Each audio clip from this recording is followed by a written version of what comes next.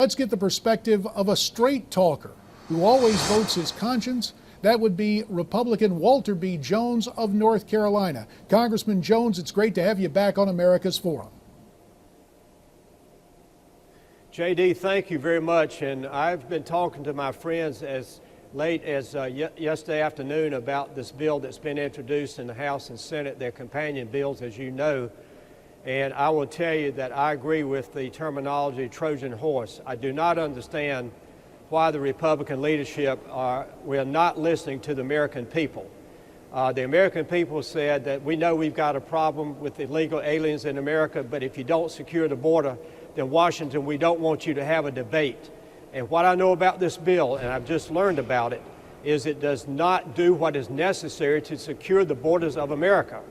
And therefore, I am really upset with my side, the Republican side, and I hope the people that watch your show, J.D. Hayworth, will call their members of Congress and say, get serious about this problem, but secure the borders first.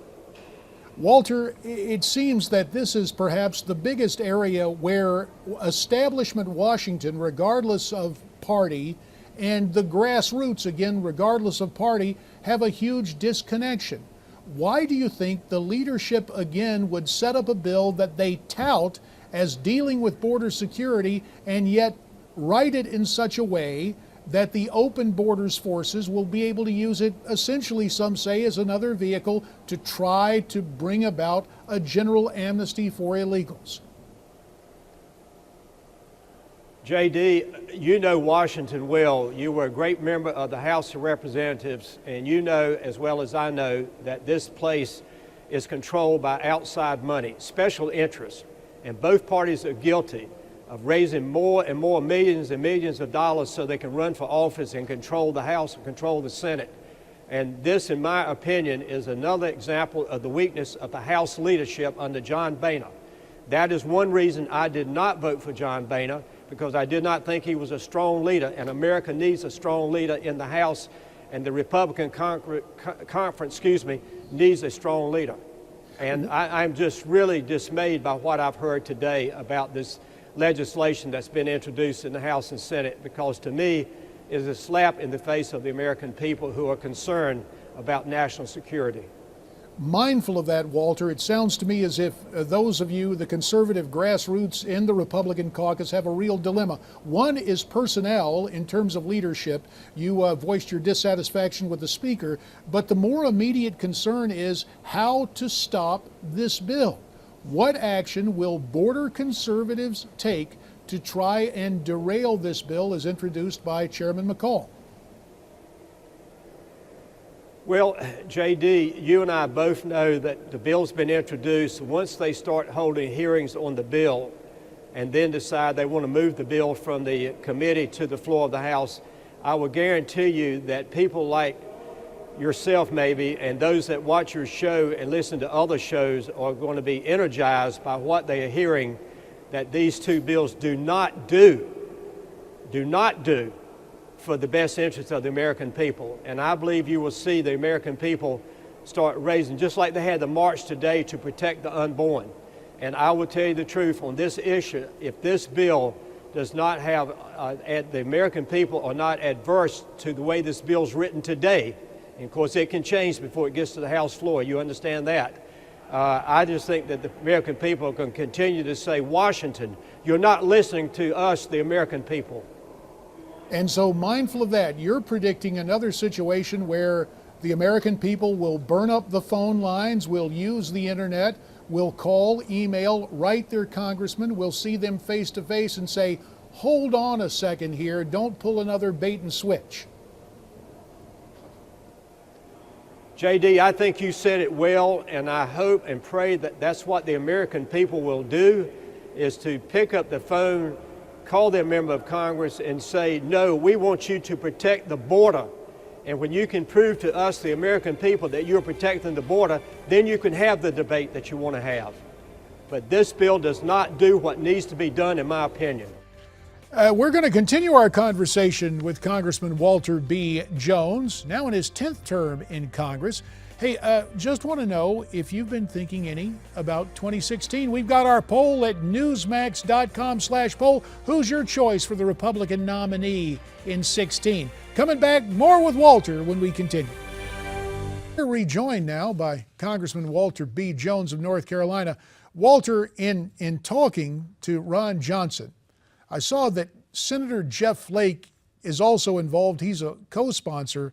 And when we hear his name, we remember that Jeff Flake was part of the Gang of Eight that pushed that amnesty plan.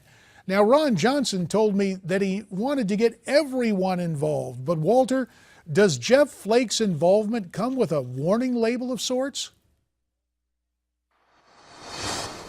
JD, I think probably so. I served with Jeff Flake as you did, and you know him, you're from Arizona. But the whole issue is that we've got people here in Congress that think they know better than the American people. And I preach this all the time in my district because I go home every weekend. I see the people in church, in grocery stores, and sometimes in my office. And I know why they're so discontented with Washington, D.C. And this is another example that we know we have a problem. We know we have a president that's been out of control when he legalized these children that came across the border. And it's one thing after another. We had the Omnibus bill back in December, $1 trillion in spending, with money in it to take care of the children here who are illegal, millions of dollars, JD, and then millions of dollars for the school systems that are going to take the children so that they can have interpreters. We are not protecting the future of this country by allowing people to come here illegally, and the bill in the Senate and the House, in my opinion, it is a letdown for the American people. Walter Jones, you mentioned spending, and of course the President delivered the State of the Union address the other night.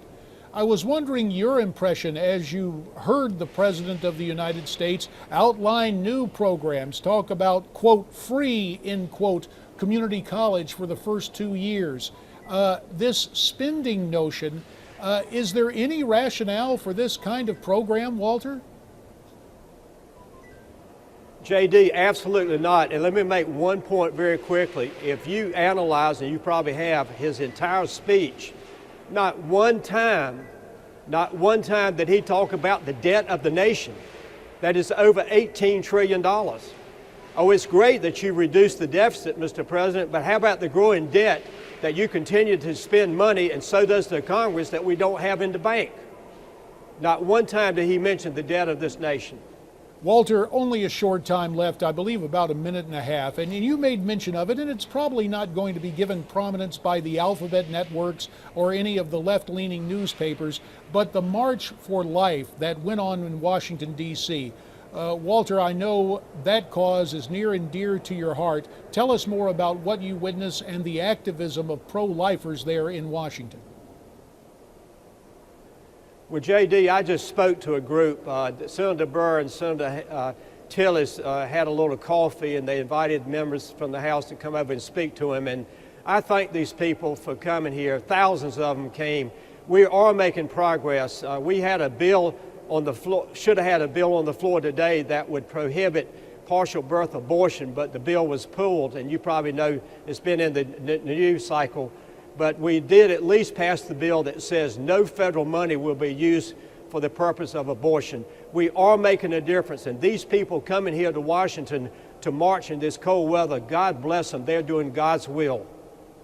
Walter B. Jones, Jr., Republican of North Carolina, preceded in the House of Representatives by his father, who served as a Democrat, to widespread respect on both sides of the aisle, like father, like son. Walter Jones, always admired, regardless of party label, for standing up for his beliefs, his principles, and putting those principles into practice. Walter Jones, we very much appreciate your time here on America's Forum. Friend, you stay safe. We look forward to having you back again real soon. JD, thank you, and thank you for remembering my father. He was a great teacher for me. Thank you so much for making that comment. Happy to do that, Walter. And you see Walter B. Jones, Jr., as we mentioned, now in his 10th term. And of course, he started in Congress as I did 20 years ago, elected with that first Republican majority in 40 years back in 1994, taking office in January of 1995.